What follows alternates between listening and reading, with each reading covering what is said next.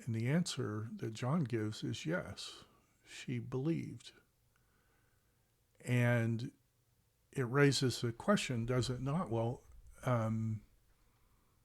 how can she end up in heaven when the very place where this interaction is happening is the place where in the Old Testament you were reminded that if you disobeyed God's law, you were under a curse? Well, I think the answer for us, if I can come back here, let me ask a better question, perhaps. And the better question is this: did Jesus obey God's law?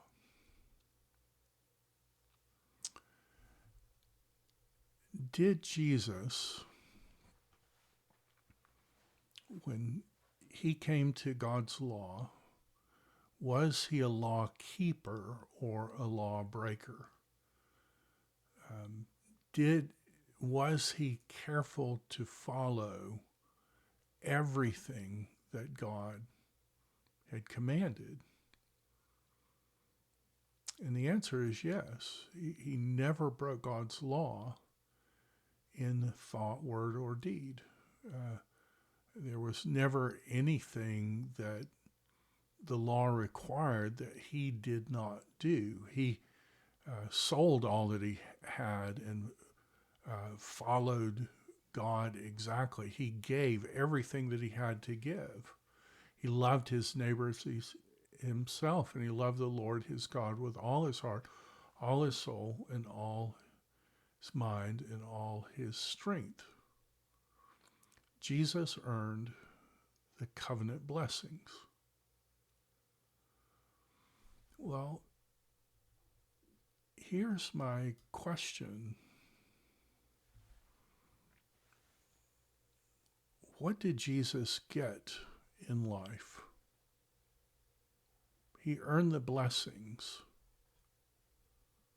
But what did he get in life?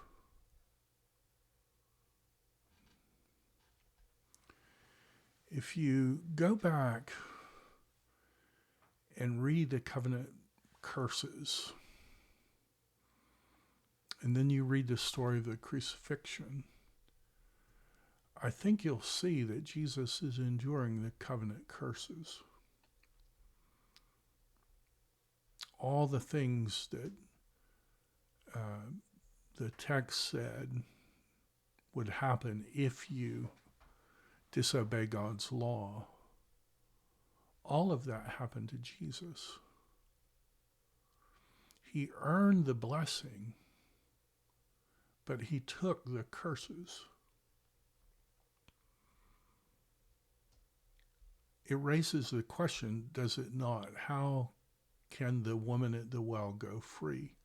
How in the shadow of Mount Ebal can she be forgiven? And the answer is she can be forgiven because by faith she became one with Jesus. That her sinful life, that Jesus in his graciousness merged lives and died in her place under the covenant curses. And because she is in Christ, she can receive the covenant blessings. And in fact, in many ways, she's a type of how everyone is saved. She is a type of the bride, Christ's bride, the church, made up of all the people who ever come to him by faith. He merges lives and gives his church the covenant blessings, and he takes the covenant curses.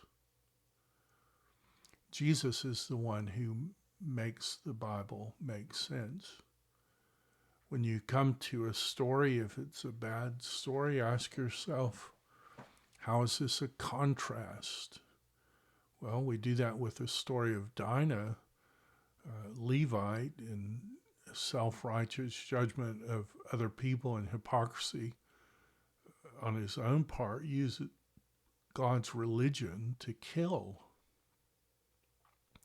Jesus, as the God-man, uses God's religion to save. Jesus can show grace. Jesus interacted with this woman who had just been steamrolled by society, and Jesus came up with a way to grant her salvation, but not only that, to make her the vessel who would help others be saved. Jesus makes the Bible make sense. And we see in terms of the meta-narrative that there is a blessing for perfect obedience, and Jesus earned that blessing. And for those who reject God's law, there would be a curse, and yet God is so gracious that he makes a specific way out for all those who will ever come. That Jesus, as the God-man, comes to that place where the covenant curses had rung out, and Jesus in grace says, I'm willing to take those curses for anyone who will come to me by faith. And that's what he does. And if we put John 3 and John 4 together, that's the way he can take the blessing promised in Ezekiel 36 and the visual picture in Ezekiel 37. That's how he can come and say, that's what I'm doing. I'm forgiving sins. I'm taking the curse away. But not only that, I'm transforming people so that in the new heavens and the new earth, I'm transforming people so that they will love God and love others. And I'm transforming people. I'm giving them a new heart. I'm raising them from being spiritually dead. And they'll live with God forever. May God make that true in all of our lives. I'm looking forward to our face-to-face class on Wednesday, so I will see you then.